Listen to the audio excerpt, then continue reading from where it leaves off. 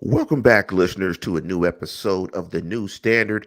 And as always, I have my partner in crime to my left, Mr. Neil Coulong. What's up, Big Neil? Lance, it's a great day. We're happy here in Steeler Nation. Just 2 weeks or so away until training camp. We are ending the off season. We will have real stuff to talk about very soon. One thing, do we want to get into that now? We actually Let's have jump. news this morning. Yeah, let's jump right into it. And before we do, if you want to participate in the show, go to The New Standard, do a search on YouTube, hop into the comments, give us a like and a subscribe. And also, you can find this show however you find your podcast by doing a search for The New Standard. Neil, let's jump right into it because we got big news. The Steelers, your Pittsburgh Steelers, did not have a first round draft pick in 2020.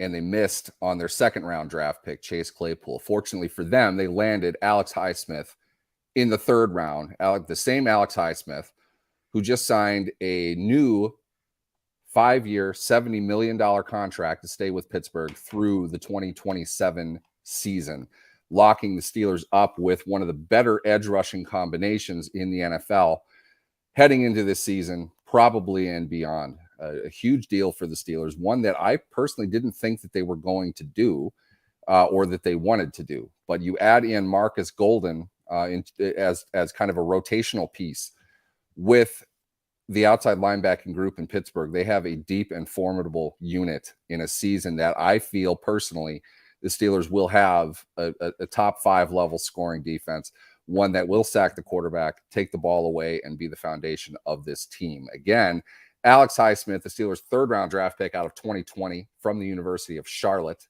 signed a 5-year, $70 million contract with the Steelers, as was announced this morning. Highsmith had this to say, according to our friend Teresa Varley of Steelers.com. I know I'm a Pittsburgh Steeler through and through, and just to be a part of this amazing organization for 4 more years means the world to me, to my wife, to my whole family. This is where I want to be. This is where I want to play ball. I'm unbelievably grateful. I'm super thankful to be here and can't wait to get to work. I am excited. He's going to go on like that for a little bit. I'm going to cut that off there for the sake of time. He's very excited. I think we can see that for sure. So much so that he said 4 years. Now, what was reported initially by NFL Network's Ian Rappaport was he signed a 4-year extension. What that means is the extension kicks into effect after this season. And the Steelers usually do that. They keep the year that they have already set up more or less in place. Jerry Dulac of the Pittsburgh Post-Gazette reported it was a new 5-year, $70.7 million contract. Rappaport said a 4-year, $68 million extension. And what that means basically is that he's going to be paid $2.7 million this season, and the big money salary-wise kicks in next year. His signing bonus is going to take care of him this year. I would imagine that's somewhere in the ballpark, probably north of $20 million. So Highsmith is on the team through the 27 season. And TJ Watt still has 3 years left on his contract. So the Steelers have solidified the key defensive position and philosophy for their team the next 3 years, which is huge. It's going to be interesting to see what the cap numbers are. And I'm sure they'll come out as they flush it out over the next couple of weeks. It's very interesting how different members of the media discuss contracts differently. You get the 4-year, some people give you the 5, the whole thing. But I love how we had the details this morning. Someone gave us the 4-year 68. You add that on to the 2, you kind of get the number, and you can kind of see it pretty clearly. That puts him at an APY of about $14 million a year. That's average per year. Looking at the average per years for edge rusher contracts, that puts him maybe about 10th. It's aligned with Daniel Hunter's number from the Vikings. When you get to Harold Landry, it goes up to 17.5.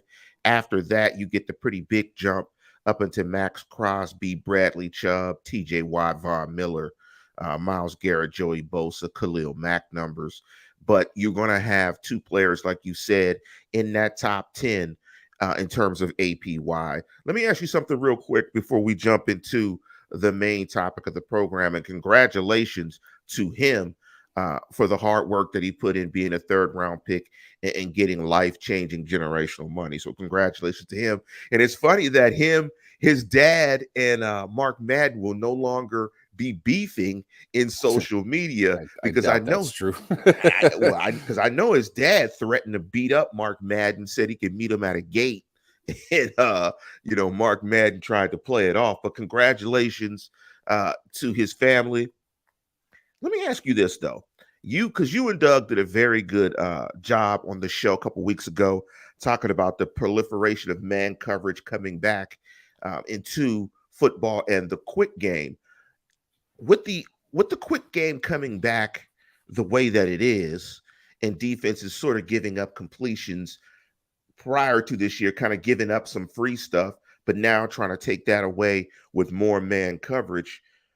Just how important is a pass rush from that position? Can pass rush from that outside position, outside linebacker position, continue to be impactful the way offense is starting to fluctuate in the National Football League? I first, the key thing to break down here is that the Steelers need their edge rushers to be able to drop into coverage. That is becoming more and more important, but perhaps not in the way that it was when Dick LeBeau was running the defense. What he wanted guys to carry up the field. And you see TJ Watt doing that, but TJ Watt is not a normal human being. Alex Highsmith is not TJ Watt. For as good as Alex Highsmith is, there are only certain guys that can do it 3 downs everywhere the way that Watt can. And that's why Watt is in that elite category of pay that you pointed out earlier.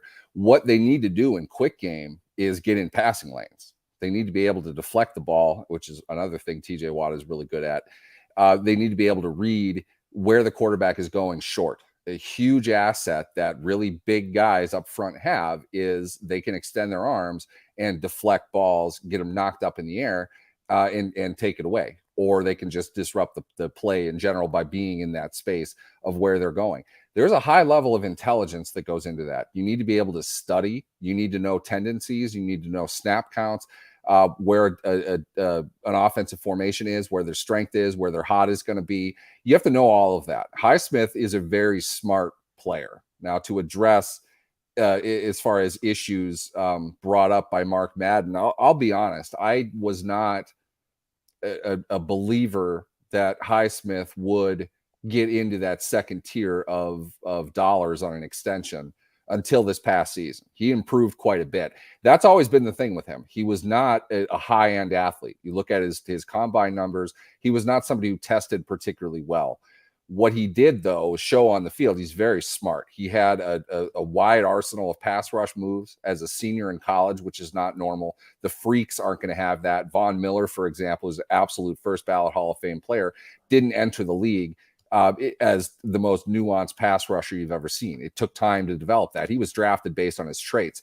Highsmith's traits weren't all that great, but he was very smart. He knows what to do. They can rely on him to play a heavy complement of snaps at the same position, be able to cover, hook the curl, be able to figure out where a defense is going to go in short game and pursue the ball and make a play on the ball. 5 forced fumbles last year, a highly underrated season for Highsmith in 2023. And he's grown to this. Last year, I mean, very quietly, he wasn't even a Pro Bowler. 14.5 sacks, 5 forced fumbles. James Harrison won Defensive Player of the Year with numbers that weren't dramatically larger than that. I think he had 16.5 and 7. This is today's game. Now, the past defense, he only had 1. He's got 2 in his career. That's probably an area that he can improve maybe a little bit better, but he knows where the ball is going. It's a question of getting there. Might not be the best in coverage, but he can cover short areas. And to shore that spot up, considering the injuries that this team has seen at the position, True. The complete lack of production before Highsmith, during Watt's growth period, it's a really smart component for the Steelers defense to lock up. They needed a guy like him. Add in Marcus Golden, who's a very good veteran player for that role that actually looks like it might be filled with both sides being happy about it, which they have not had the last couple of years. It really speaks to how much of an emphasis the Steelers want to put on their defense, in particular their playmakers, both on the back end and up front. Highsmith fits that bill very, very well.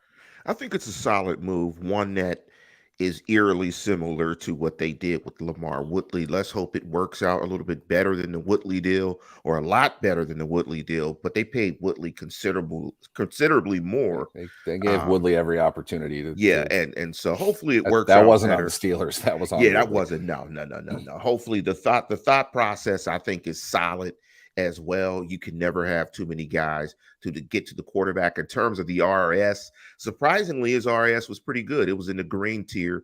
It was at 8.02. So you have another athlete that's a green level RAS player, and we've talked about that ad nauseum on the show, that's going to be on the field. And I think we can safely say that their defense would have been better had TJ Watt and Highsmith played more snaps together, particularly earlier in the season. Maybe they don't get off to a slow start like they did. But let's change reels and switch topics, and let's jump back before we get into training camp stuff next week. Let's kind of close the book on Kenny Pickett. And we wanted to shift and transition into situational football. And when we had our discussion last week about Kenny, we talked about year 2 comps, what he would jump to, what we would think Kenny would look like statistically. But we wanted to take a closer look in terms of situational football, in terms of the red zone and on third down. But let me set it up this way with this question, Neil. What would you attribute most to the success of an offense or a quarterback success on third down and the red zone? Would it be game plan? Is it play calling? Is it execution? Is it all of the above? What would you attribute most to that success in those areas, in that situation of football? Right now, in this era, watching Andy Reid and Patrick Mahomes just destroy teams situationally, going back to Tom Brady situationally, it's really hard to discount the marriage of a well-rounded quarterback who feels defense, who can read defense very well, and game planning. Everyone, by this point, I think everybody who's really interested in watching the Netflix series Quarterbacks has watched it, and you've seen some of the insights behind the Chiefs, the creativity that they have, the things that they like to do.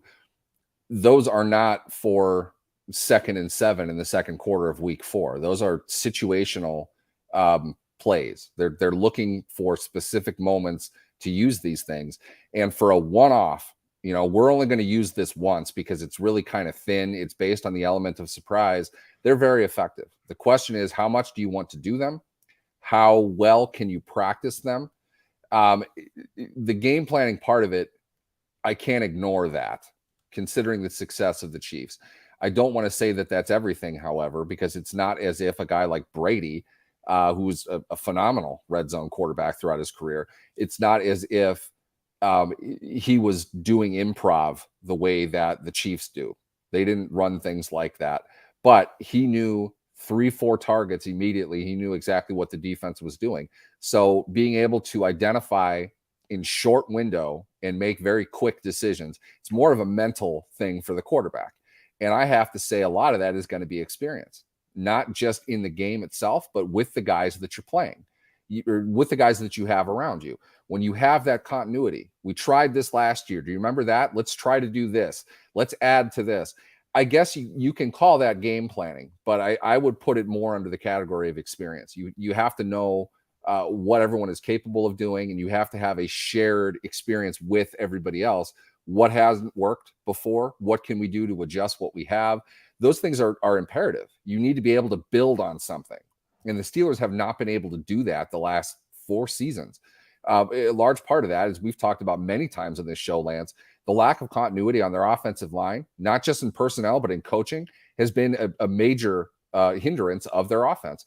This is the year, while they do have some change-ups coming on the offensive line, I think they're the right ones to have.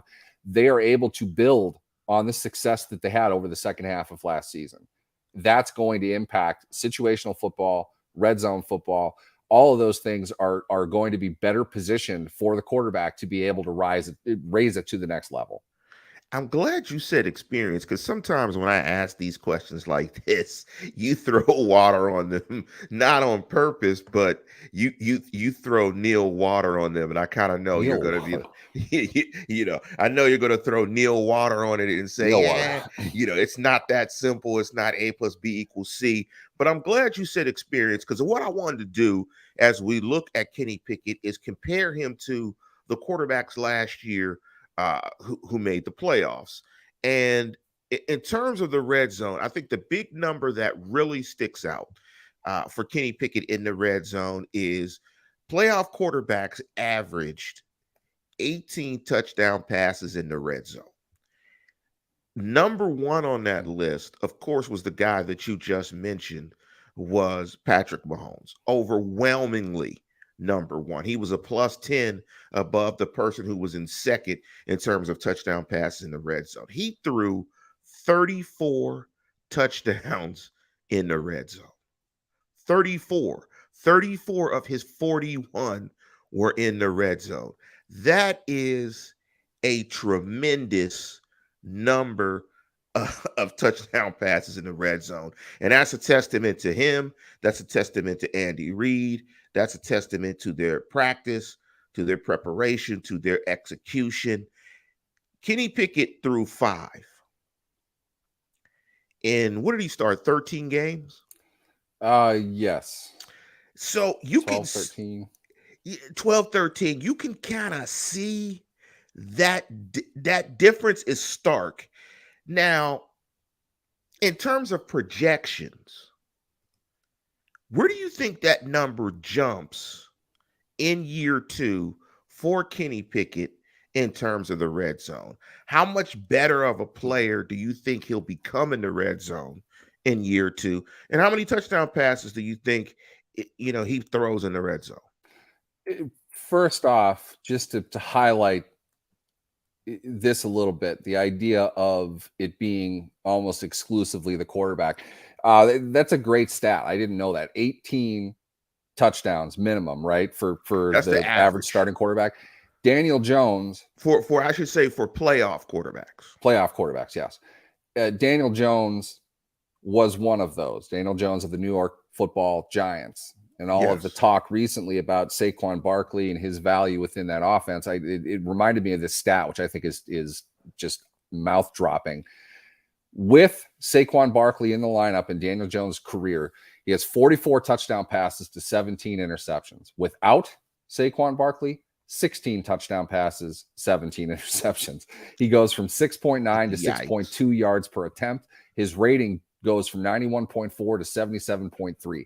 The idea here is not to get into the value of a running back conversation, which is, all throughout everywhere today, but it's not any one person. It's not any one player. This really is a team game. Pickett, I feel, and that this Captain Obvious doing his thing right now, Kenny Pickett will increase his red zone productivity this year because, frankly, can't really go down much further than where he is right now. I mean, it was bad. Their offense was bad. We knew it was bad. This is not about it's intellectually dishonest to act as if Kenny Pickett, his full body of work, 8 games in the middle of the season, is indicative of what it would have been throughout an entire season. You have to look at where he ended compared to where he started. He was thrown into the fire in the middle of a game. Sounded like there was a fight in the locker room that either led to Pickett's insertion into the game or it was because of it. A lot of things went wrong early on in the season. We can all agree to that. They have that continuity. They have that experience. They did not have that last year. They had to fix the tire while the car was moving over the second half of the season. To do that is very difficult. Now, I think, unfortunately, Mike Tomlin has made that into a skill. He does it a lot. Be great if they could just, start off good for a season. I don't know if they'll do that or not, but I can promise you this, where we sit today, Lance, I would have said what happened last season was going to happen. In fact, I did. I said they were going to be among the worst offenses in the game early on because they have no continuity. Their quarterback situation isn't good. We have nothing really to look forward to right now offensively. It's going to take a while for them to work through it. This year, I have nothing but confidence that they will increase in every area simply because they've played together. They know what they're doing now. They have a better quarterback coming in under center with confidence. They've got better skill position players than they've had. That's going to translate to the red zone. So in my mind, going to throw more touchdown passes. Fantasy people, I'd bet on Pat Freiermuth this season. I think that's a good, solid 8-9 touchdown guy. I think George Pickens can be a factor within the red zone. Allen Robinson has shown that he can play within that area. Deontay Johnson's going to score touchdowns this season. I know that he literally did not all of last year, but he's going to. They're only going to get better in the red zone. Now, the question is, are we talking conversions or are we talking just Kenny Pickett? Because they're going to want to run the ball. Come 3rd and goal from the 2, I don't know how many passes they're going to attempt. That's just my thought going into it. I hope that they change that up a little bit. I think Najee Harris is going to score some touchdowns, rushing and receiving.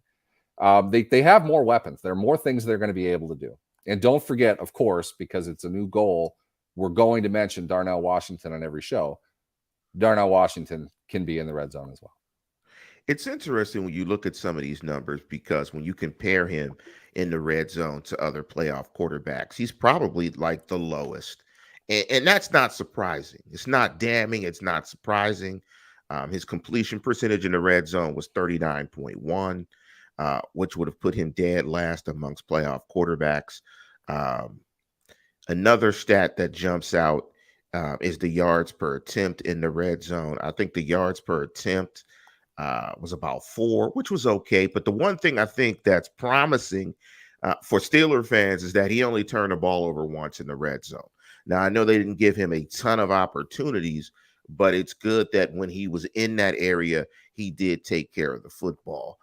And it's interesting that you say Freiermuth, about Freiermuth being the guy, and I think you can see that too.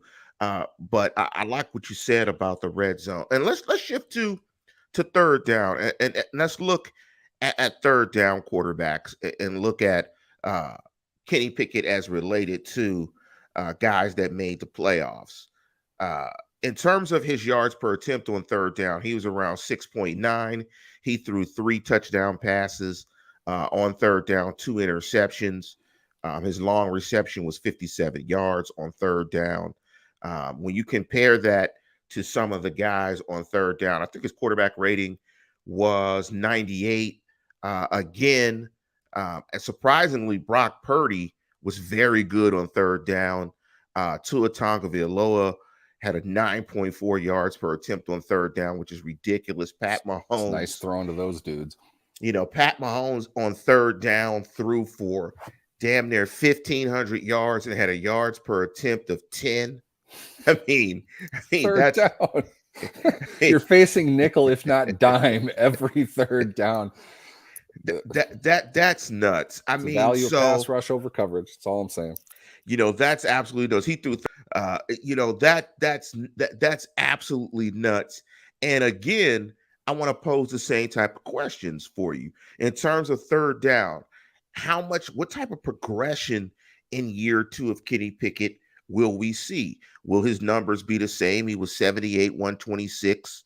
He completed 62% of his passes for 939 yards. He threw 8 touchdowns on third down, 3 interceptions.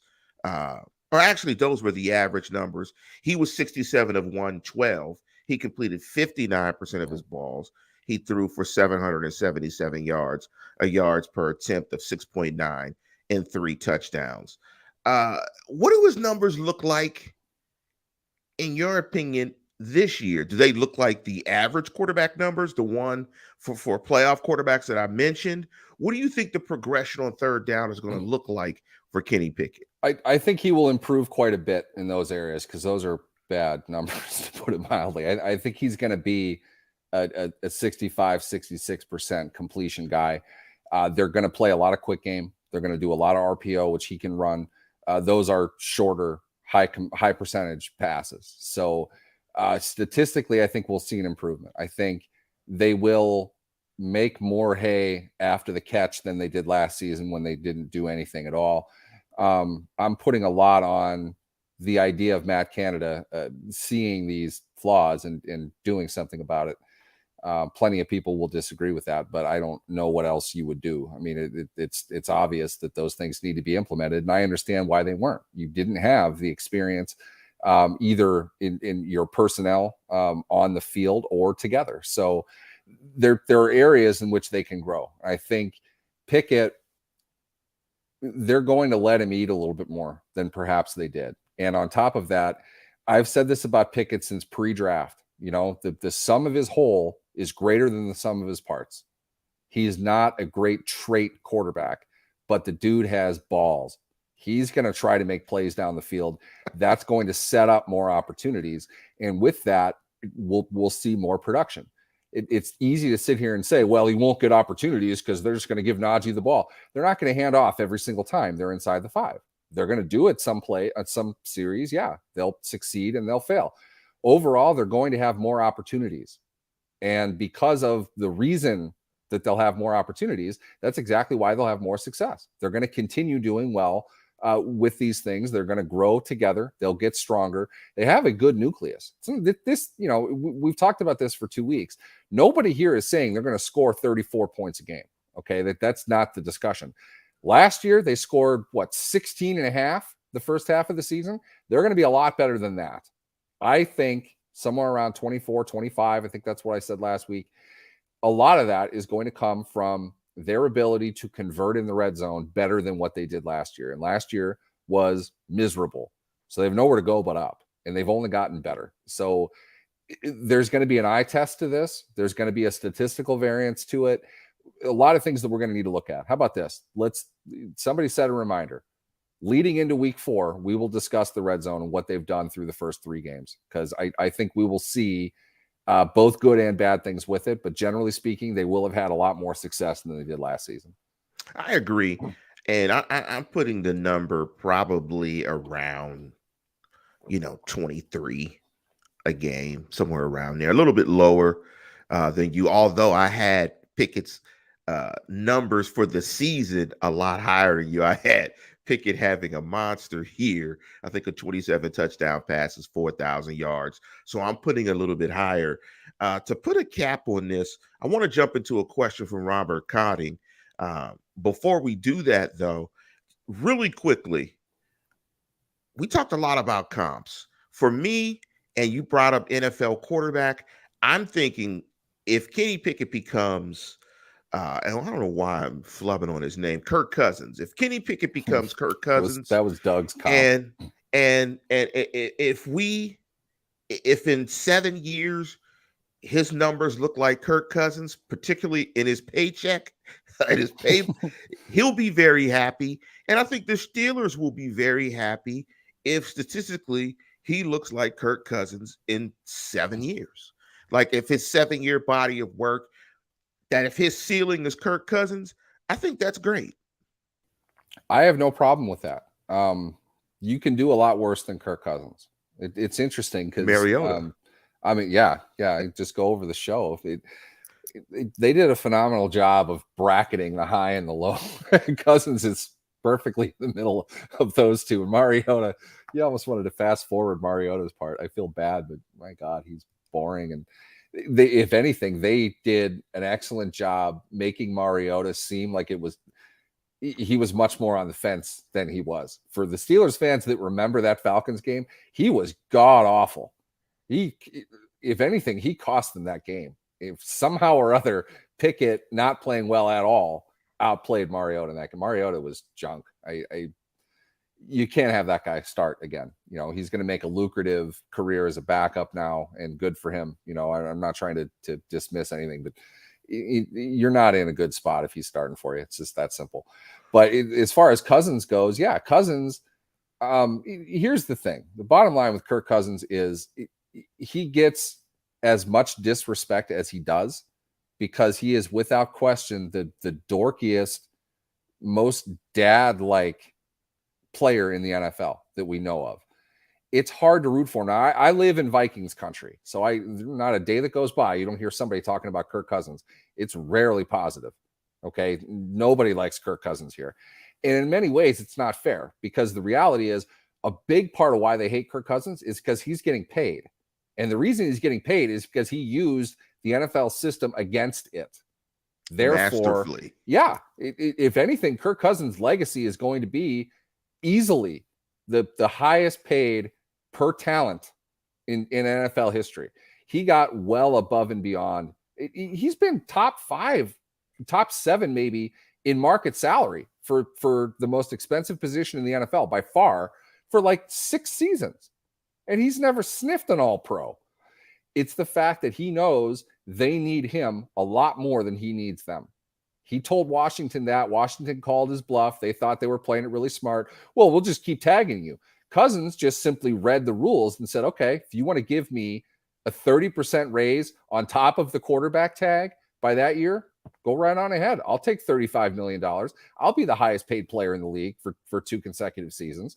I don't mind that. I'm okay with it. So in Washington didn't think that he would. So he did, and they were all pissed off about it. They couldn't believe he wouldn't sign an extension. It's like, why would I? I'm getting way more money doing this. You're not going to tag me for a third time. So what's going to happen is I'm going to get all this cash, and then I'm going to go hit free agency. How many starting quarterbacks are available in free agency? Yeah, okay? He did it Not great. many. They're Marcus Mariota. So Cousins plays well, not an elite guy, but the money that he's been paid in his contract has been far more of the issue with people why they hate Cousins than what he performs on the field. He's a pretty good quarterback. I'm not saying he's elite, but you shouldn't lose a ton because of Kirk Cousins. Yeah. And I think if you got that out of Kenny Pickett, I think the Steelers will be happy. We're running a little bit over, so I want to hop into this last question. Neil, if you could answer it very quickly. Rob Cotting asked the following question. Big up to Bob. Neil and Lance, who will be the next big signing with the Steelers? Any AL, by the way. I'm not looking at it, just going off the top of my head of what I know where everybody is contract-wise. I don't think they'll do any more this year. Yeah, and I would say a big contract I would define as 4 years or longer. I don't know who they're going to sign off the streets to a 2, maybe 3-year deal, which is big for them. If they're not on the team, they might extend a veteran 2 years.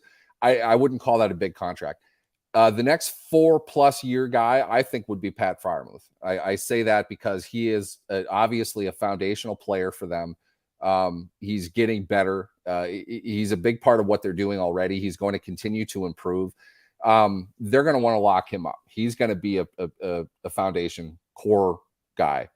I think anyway, maybe I'm wrong. I don't know if anybody else has any thoughts on that. I'd love to see it. Again, I'm not looking at it, but he's not up next. He's contract eligible next year, next off season. I don't think they could play him into the final year of his contract, but just like they did Highsmith, they didn't want to take that chance. I don't think Freiermuth is not going to have the same kind of market that a pass rusher would, but he's valuable to what they're doing for the sake of what they're trying to build on offense. I think he's the first one that needs to come. I don't disagree with that. And I think the combination of Pickett and Muth will be a good one this year. With that, we're going to go ahead and conclude the program. Next week, we're going to talk about training camp. I'm sure we're going to jump into some of the big competition battles, some big themes with training camp, some things we want to see as the Steelers come out of their camp. But with that, we are going to go ahead and conclude the show. I hope you guys are liking the crisper, shorter format. I know I am. I know Neil is. And with that, we're going to conclude the program. And as always, tune in, tell a friend, and subscribe.